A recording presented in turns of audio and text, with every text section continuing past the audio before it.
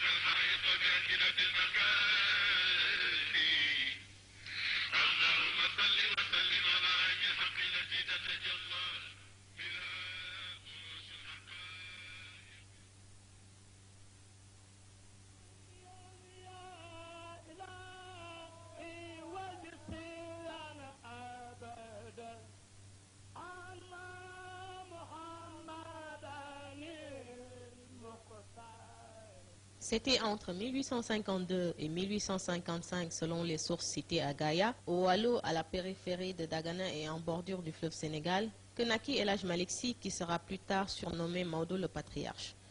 Gaïa, le paisible village de ses ancêtres maternels, où il vit le jour dans cette chambre, allait entrer dans la célébrité malgré sa modestie. Dans ces temps-là, les Tiédos soumettaient les populations à une vie de chaos. Ces derniers trouvaient refuge auprès des sérignes porteurs d'une nouvelle religion émancipatrice et surtout égalitaire. C'est dans ce contexte qu'Ousmane, son père, qui repose ici dans ce mausolée, enfant de Demba Bouna, allait succomber à ses blessures après s'être battu avec les Tiédos aux abords de son village de Sine, qui avait la réputation d'être un havre de paix, un refuge sûr. Ne disait-on pas alors Sine Dougourao, c'est-à-dire quiconque entrait dans le village de Sine était sauf. Comme il était de coutume, le jeune Ousmane Sy s'enfuit à travers le pays à la recherche de sa voie libérateur. C'est dans cette foulée qu'il atterrit au Waalo chez Thierno Malick Sow. Chez ce dernier, il allait rencontrer l'âme sœur Fatoumata Wadouélé, plus connue sous le nom de Fa Wadouélé.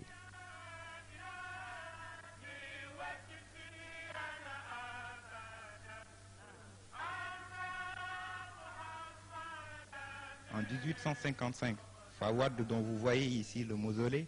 eut le bonheur de mettre au monde un enfant qui, par un coup du destin, ne connaîtra pas son père Ousmane. Mais cet enfant était déjà béni dans les cieux avant de l'être sur terre. Ainsi, au moment où Ousmane vivait avec sa chaste épouse, le grand combattant de l'islam, El Hadj Omar Tall, que voici sillonner le pays pour prêcher l'opposition au projet colonial et le retour à Allah. Le saint homme eut à prédire la naissance de El Hadj Malick. Cheikh El Hadj Malick kenn mënu ko tudd te tuddloo Cheikh Oumarul Fouti yi ndax ci Cheikh Oumarul Fouti yi la ñu xamee ni Cheikh El Hadj Malick dana gane àddina mag ña fa demoon te Alpha ma yoroon najaayu Hadj Malick bokk ca mag ña ba ñu demee sir ba maam fa wadd mi dëkkoon ci kër gii fii El Hadj Malick gane àddina joxoon ko maam Alpha ma yoroon ni na ko jox Cheikh Oumarul Fouti yu mu ñaanal ko mu barke fekk maam fa wadd lu jiitu loolu amoon na ñaari borom kër bu nekk am na ak moom benn doom Omar Ñang moo ko jëkk a denc am ca Fanta Ñang gannaaw gi Siri Matar Fall denc ko am ca Abdou Boli Fall waaye ñaari yépp yàlla weddine ko yàlla weddina ànd ga maam fa wadd toog ni fasatul yéene mukk ni góor ubal bunt bi maam Ousmane dikk dem ca daara ja fekk moom ca daara ja la daan yendu moom maam fa wadd di dimbale càmmiñ li ci taalibe yi fanaan na yendu na ngoon jot mu fanaan si fii ci kër gi am gént gu mu gént gis maam Alpha ma yor ni ko man day gan gii nga fi indi démb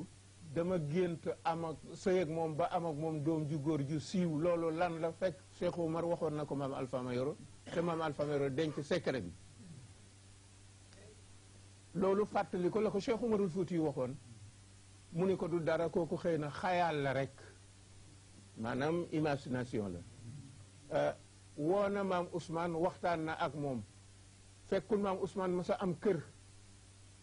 laaj ko ñaata at nga am mu jox ko atam mu tolloog la ko Cheikh Umarul Fuuti waxoon foo dëkk mu wax ko mu tolloog la ko Cheikh Umarul Fuuti waxoon filiation yépp daje ci la ko Cheikh Umarul wax tegtaloon ndax mas nga am soxna déedéet masuma am soxna dama buñ la fi mayee soxna nag mu ni awma lu ma ci def te it xamu leen ma xawma leen xam nanu la maam Alfaay tontu ndax jullit nga te doomi soxna nga bu fekkee loo ci def la nag man danaa la fa féete ngir yàlla ba ñu juboo ci kaddu kaaru njaxnaat moom la maam Alpha ma yoro génne ci magasinam woo Cerno Malik ñu def wëllëre wa ba wëllëre wa amee ba mu am fi ñaari weer ak genn wàll mbaa ñett bay wàññeeku yi dem pour ak ñibbi Jolof maam Cerno Malik maam Alpha ma yoro gunge ko ba ca fer koro foofa ñu doon tàggoo fa la ko maam Alpha ma yoro laaja ndax yëg nga ci Fawad benn tàngaay bu nekkuloon ci yaramam wala déet mu ni ko waaw mu ni ko bu dee ëmb nag mu ni ko bu dee ëmb tey jigéen nañ ma ko tuddeel Mati Demba male ma bokkal ndey ak baay ca Jolof bu dee góor nag yow Cerno Malik yaa moom tur wi tàggoon waaw doom ji nag mu ni ko doom ji fab leen ndax nun Jolof dañu amee benn aada moo di ku fa sa ndey dëkk te sa baay dëkk fa wala sa baay dëkk fa te sa ndey dëkk fa doxandéem rek lañ lay jàppe kon nag doom jàngoog ba mu demee moom maam Ousmane jaar kokki am fa diir maam Alpha ma yoro bàyyi ko fii demaat ore fondé seeti Cheikh Umarul Fuuti Cheikh Umar daf ko séen rek ree ni ko Alpha jërëjëf lu ma la dénkoon sàmm nga ko ba xale baa nga nele ma jàkkaarlool ci biiru yaayam góor la bu ganee àddina nañ ko tudde ki ñu la wax du nu gisee nag waaye mboolem lu ma koy jox ci sa loxo laa koy teg yow yaa ko koy jox maam Alpha dellu si Cheikh Alhaaji Malik ganee àddina fii nu toog di waxtaan fii nu toog di waxtaan boo ko xaajee pied bii li féete sa ndeyjoor moo doon néegu maam Alpha ma yoro li féete sa càmmooñ moo doon néegu maam Fawad fii la Alhaaji Malik ganee àddina loolu lañu xam ci gane àddina Cheikh Alhaaji Malik fii. À Gaïa, Malik Fawad, comme l'appelaient les Walo-Walo, commença l'apprentissage du Saint-Coran jusqu'à l'âge de 8-10 ans. Mais sur la demande de son oncle paternel Amadou Sy, Malik passera les 7 années suivantes à Sine pour continuer son éducation et connaître sa famille paternelle. Il retournera au Walo auprès de sa mère à la suite des troubles entre Kédo et Serigne dans le Jolof.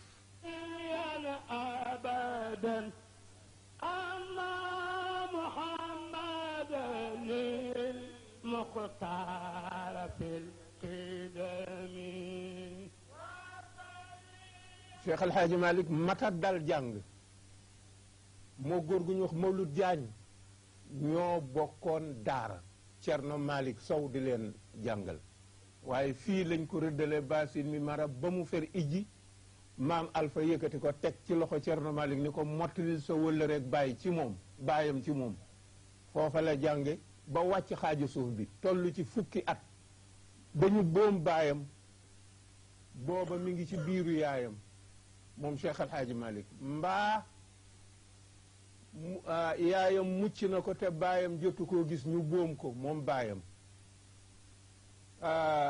mu nekk kër Cerno Malik di jàng ba wàcc xaaju suuf bi toll ci fukki atam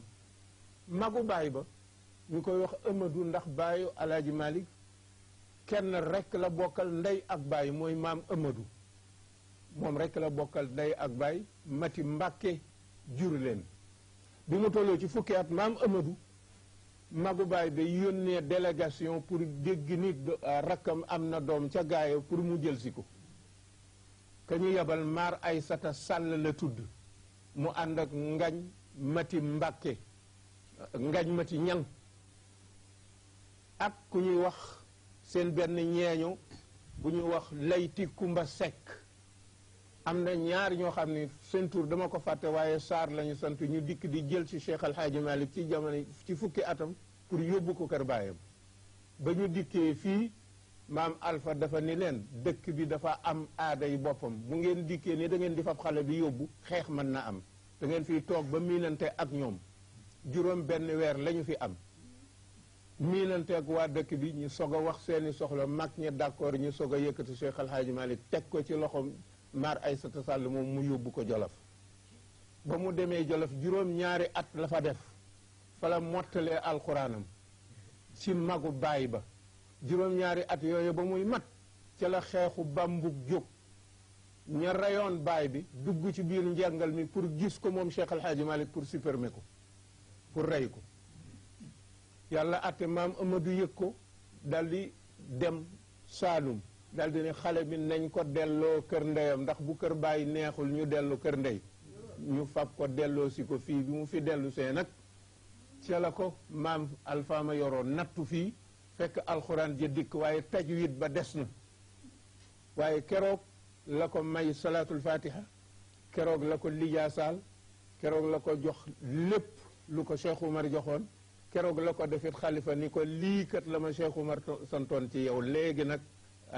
lii yan la boo xam ne téeñ ba mooy xam-xam laxasal nga jàngi dalal ko fii Laxdari yu. Ce destin exceptionnel a valu à Malick Sy de devenir plus tard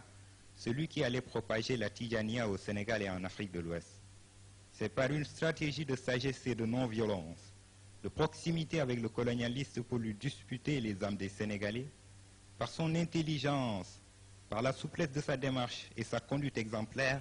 qu'El Hadji Malick Sy a obtenu le succès face à deux adversaires de taille, les Tieddo et les colonisateurs.